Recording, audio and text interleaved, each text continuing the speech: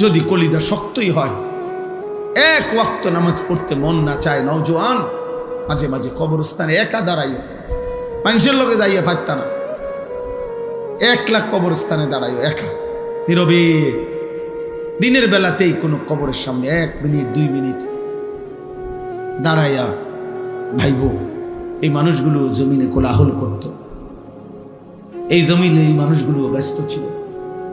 আজ পৃথিবী ঠিকই আছে, ওরা আর নাই। আকসিরু যিকরা হাদিমিল লাযযাত, আল্লাহ নবী সাল্লাল্লাহু আলাইহি ওয়াসাল্লাম বলছেন, উম্মত সমস্ত স্বাদ, আনন্দ, উল্লাস, ফুর্তি, সব মজা শেষ করে দিবে যেই মৃত্যু, সেই মৃত্যুকে বেশি বেশি স্মরণ করো।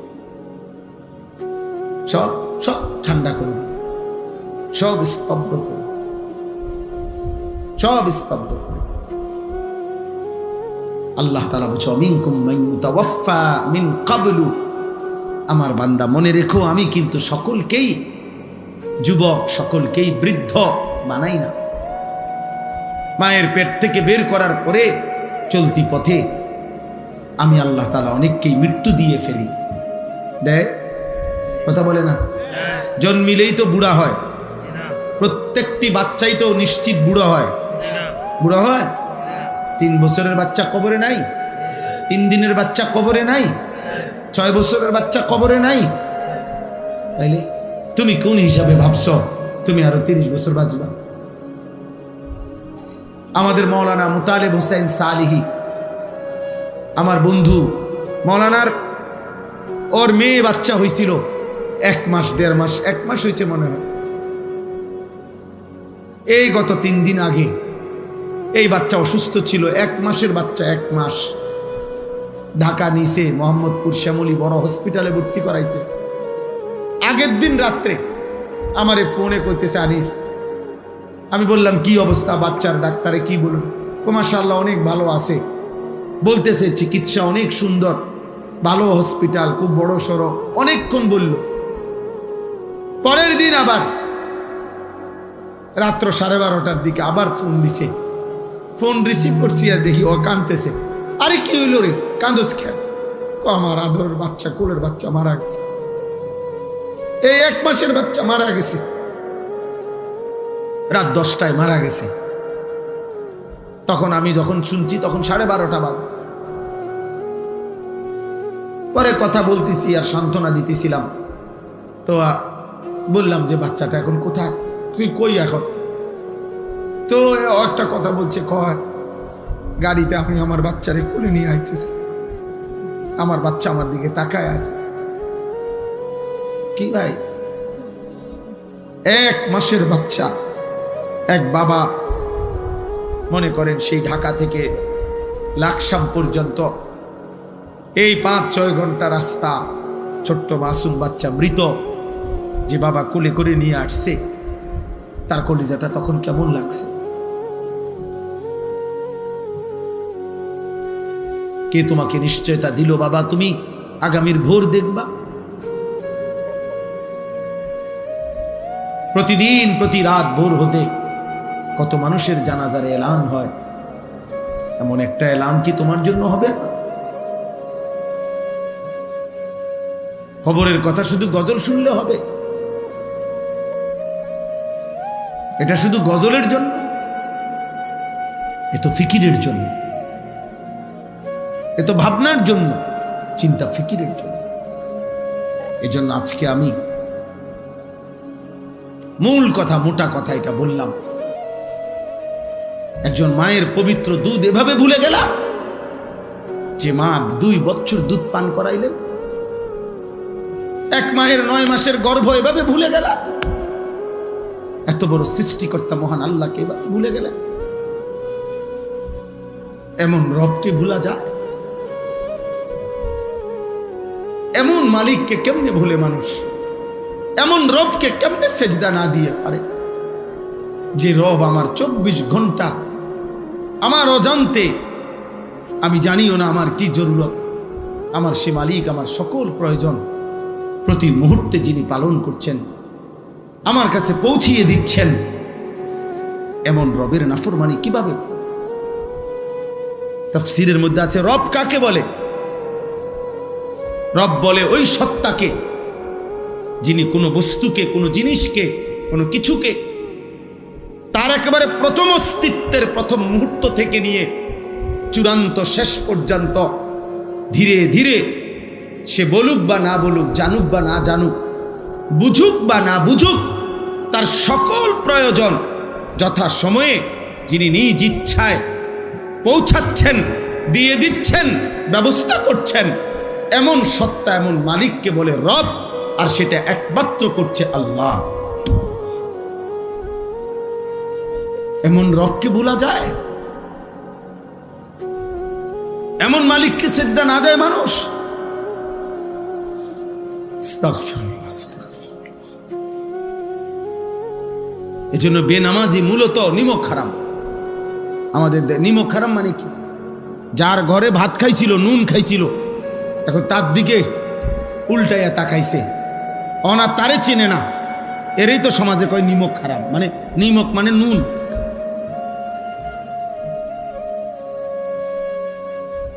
এজন্য বেনামাজি নিমক হারাম, অকৃতজ্ঞ।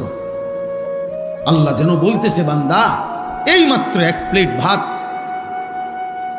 এতগুলো তরকারি দিয়ে আমি তোরে খাওয়াইয়া পেট ভরাইলাম, তুই নাফরমান আমারে একটা সেজদা দিলি না। 8 ঘন্টা ঘুম পাড়াইয়া আমি তোকে এই মাত্র ঘুম থেকে জাগাইলাম, তুমি আমারে একটা সেজদা দিলা না। এত অকৃতজ্ঞ মানুষ হয়? এত যত্ন করে আমি বানাইলাম, এত মায়া করে আমি বানাইলাম, এত আদর করে আমি বানাইলাম। হুয়াল্লাযী খালাকাকুম মিন তুরাবিন সুম্মা মিন নুতফাতিন সুম্মা মিন আলাকাতিন। আল্লাহ বলেন, আমি তো তোমাকে সৃষ্টি করেছি মাটি থেকে, আমি তো তোমাকে সৃষ্টি করেছি বীর্যের ফোঁটা থেকে, আমি তো তোমাকে সৃষ্টি করেছি জমাট রক্ত থেকে, আমি তো এভাবে ধাপে ধাপে তোমাকে 7 ধাপে, 1 ধাপে না। আমি চাইলে কুন বললে হয়ে যেত, আমি যদি বলতাম হও তাহলে সেলিম হয়ে যেত, তাহলে আনিস হয়ে যেত। আল্লাহ বলে না, আমি আল্লাহ মায়ের অন্ধকার জরায়ুতে, মায়ের অন্ধকার রেহেমের ভিতরে কাউকে না ডেকে, অন্ধকারের ভিতরে আমি আল্লাহ একাকী আমার নিজ কুদরতি হাতে আমার যত্নে বান্দা আমি নাক লাগাইলাম, চোখ লাগাইলাম, হাত লাগাইলাম, এমন সুন্দর আকৃতি দিয়ে আমি আল্লাহ শরীর গঠন করে সুম্মা ইউখরিজুকুম তিফলান, এক ছোট্ট ফুটফুটে বাচ্চা হয়ে আমি আল্লাহ মায়ের পেট থেকে বের করে আনলাম। সুম্মা লিতাবলুগু আশুদ্দাকুম, ধীরে ধীরে সেই ছোট্ট বাচ্চার দুর্বল শরীরে অল্প অল্প পরিমাণে আমি আল্লাহ শক্তি দিতে দিতে দিতে যৌবনের পূর্ণ শক্তিতে আমি তো পৌঁছিয়ে দিলাম। সুম্মা লিতাকুনু শুয়ুখা, সেই আমি আল্লাহই আবার পুনরায় শক্ত সামর্থ্য যৌবনের শরীরে আবার ধীরে ধীরে দুর্বলতা দিয়ে আমি বৃদ্ধ বানিয়ে দিলাম। তাহলে আল্লাহ শিশু বলেন, শিশু তো আমি বানালাম, যুবক তো আমি বানাইলাম, বৃদ্ধ তো আমি বানাইলাম, সময়ের প্রতিটা পরিবর্তন তো আমি করেছি, আমি রাত বদলাইছি, আমি দিন বদলাইছি। ফলে শুক্রবার শনিবার হইছে, শনিবার রবিবার হইছে, 2025 2026 হইছে, তোমার 14 বছর 15 বছর হইছে, 15 বছর 16 বছর হইছে, তোমার দিন সপ্তাহ গেছে, সপ্তাহ তোমার মাস গেছে, মাস তোমার বছর গেছে। বান্দা এটা তো আমি করেছি, আমি তোমার করেছি। আমি একসাথে সব শক্তি দিয়ে দিলে তুমি তো পারতা না, আবার আমি যদি একদম দুর্বল বানায় রাখতাম তাইলেও তো তুমি চলতে পারতা না। সবটা আমি করলাম, বিনিময়ে আমি একটা সেজদা পাইলাম না। এই গাদ্দার, এই গাদ্দার, তোরা যারা আজকে এশার নামাজ পড়স নাই, ওঠ এখান থেকে বেটা, নাফরমান, যা এখান থেকে বেটা। তোর মতো নাফরমানের জনপ্রিয়তা দিয়ে আমি কি করব? আমি কি ভোটে দাঁড়াইছি বেটা? আমি কি ভোটে দাঁড়াইছি বেটা? আমি কি মার্কা নিয়ে আসছি কোনো? যে আপনাদের একটা ভোট আমার দরকার, আপনারা খারাইয়া মতেন আর বইয়া মতেন আর শীতইয়া মতেন, আমারে ভোট দিলে সারব? এটা ভোটের মাহফিল, ভোটের সবাইটা? তাহলে কেন পড়লা না নামাজ? বলো নির্লজ্জ ছেলেরা, এই লজ্জাহীন ছেলেরা, বেহায়া, এশার নামাজ যারা পড়ো নাই, এখন বের হও। যদি ফেরেশতা ঘাট ধরে বের করে দেয়, এবং খোদার কসম মনে রাখবা, আজ মনে হয়েছে তো বের করে নাই, আল্লাহর কসম, রব্বে কাবার কসম, বাইলে বাইলে ফইলা হাসরের দিনে এরকম সব বেঈমান, নাফরমান, পাপী ইমানদারদের সাথেই দাঁড়াবে প্রথম। মনে করবে মনে এই রঙেই দিন গেছে, দুনিয়াও তো সিটার বাটফার আসিলাম, পালা মানুষের লগে পার হইয়া গেছি। হ্যাঁ, আখেরাত তো মনে এমন হবে। কোরআনুল কারীমে আল্লাহ বলছে, হাসরের দিন আল্লাহ তাআলা ফেরেশতাদেরকে সামনে রেখে বলবে, ওয়ামতাজুল ইয়াউমা আইয়ুহাল মুজরিমুন, এই নাফরমান, সুদখোর, হারামখোর, বেনামাজি, বেঈমান, মুশরিক, মুনাফিক, বেরো আমার রাস্তা, বাইরো বাইরো। আজ ইমানদারদের কাতার থেকে, আজ আমার জান্নাতি বান্দাদের কাতার থেকে, আজ আমার সাজদাওয়ালা বান্দার কাতার থেকে বাইরো। জানোস না ফরমান, আমার বান্দা কতটা কষ্ট করে ফজরের নামাজ পড়ছে। এক লগে ভাত খাইতে দিছি মনে করছো এক লগে জান্নাতও দিব? হ্যাঁ, ফাইজলামি মনে করছো। জান্নাত আর ভাতের থালা এক কথা। দুনিয়া বাতে না খাইতে দিছি ইমানদারেরও নাফরমানেরও, দুনিয়া একটু ঘুমাইতে না দিছি, এগুলো তো আমি জানোয়ারকেও দিছি। দুনিয়ার খানা তো আমি জানোয়ারকেও দিছি বেটা। আজ আখেরাত দেব না, এক ঢোক পানিও হবে না, এক লোকমা খাবার মিলবে না, বেরো। কোরআনুল কারীমের মধ্যে আল্লাহ তাআলা বলছেন, আল মালু ওয়াল বানুনু যিনাতুল হায়াতিদ দুনিয়া। অর্থ সম্পদ, সন্তান আদি, পরিবার পরিজন, এগুলো কেবলই দুনিয়ার সৌন্দর্য। এই দুনিয়াতেই যা একটু ভালো লাগতেছে, টাকা আছে, পয়সা আছে, ক্ষমতা আছে, ছেলে ফেলে আছে, বাড়ি বিল্ডিং দালান আছে, কিন্তু আল্লাহ তাআলা বলেন, ওয়াল বাকিয়াতুস সালিহাত খায়রুন ইনদা রাব্বিকা সাওয়াবান ওয়া খায়রুন আমালা। আল্লাহ তাআলা বলেন যে আল্লাহর নিকট যদি কোনো বিনিময় চাও, সর্বোত্তম কোনো প্রত্যাশা করে থাকো, আল্লাহর কাছ থেকে যদি কিছু পাওয়ার আশা করে থাকো, সেটা শুধুই কেবল চির বাকি থাকবে, যা আখিরাত পর্যন্ত, পরকাল পর্যন্ত, সেটা হচ্ছে as-salihat, যাবতীয় নেক আমল, যেটা আমার জন্যও জরুরি, শ্রোতাদের জন্যও জরুরি, সবার জন্যই জরুরি। as-salihat, সমস্ত নেক আমল, আল্লাহ তাআলার জিকির, আল্লাহ তাআলার ইবাদত, তাহলে এটাই হলো মূল বিষয়। আল্লাহ বলছে, ওই ছেলে, এই ছেলে, এই অপদার্থ, মোবাইল ধরে রাখছো কেন? নিজে নিজে চুল ঠিক করে, মোবাইল, চুল তো অনেক সুন্দর তোমার, মাশাআল্লাহ।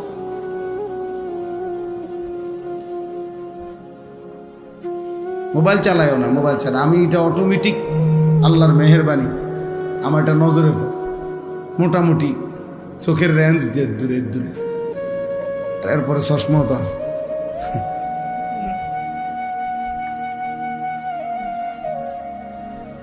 এই জন্য মূল বিষয় হলো as-salihat, নেক আমল। আখিরাতের পুঁজি হলো নেক আমল, আখিরাতের সম্পদ। ওমা হাদিহিল হায়াতুদ দুনিয়া ইল্লা লাহবুন ওয়া নাঈম। আল্লাহ তাআলা বলেন, দুনিয়ার জীবন আর কিছুই নয়, শুধুই তামাশা, শুধুই খেলাধুলা। ওয়া ইন্নাদ দারাল আখিরাতা লাহিয়াল হায়াওয়ান। আর আখিরাতের ঘর জান্নাত, সেটাই কেবল জীবন, বেঁচে থাকা, জীবনের সার্থকতা জান্নাত। আল্লাহ বলছেন কোরআনুল কারীমে, আল্লাহ বলেন, ফামান যুহজিহা আনিন নার ওয়া উদখিলাল জান্নাহ ফাকাদ ফাজ। যাকে জাহান্নাম থেকে মুক্তি দেয়া হলো, জান্নাতে প্রবেশ করানো হলো, সেই কেবল সফল হলো। ওমাল হায়াতুদ দুনিয়া ইল্লা মাতাউল গুরুর। বাকিটা দুনিয়ার জীবন, আল্লাহ নিজেই বলছেন, ধোঁকা। মাতাউল গুরুর, ধোঁকার সামগ্রী, প্রবঞ্চনা, ধোঁকা। গতকাল যাকে দেখছেন হাসছে, আজ শুনবেন হয়তো সে কাঁদে। গতকাল যে ছিল সুস্থ সবল, আজ হয়তো সে অসুস্থ, হাসপাতালের বেড। গতকালকে যে ক্ষমতার উচ্চ পদে ছিল, আজ সে পথে পথে ঘুরে। এরকম তাহলে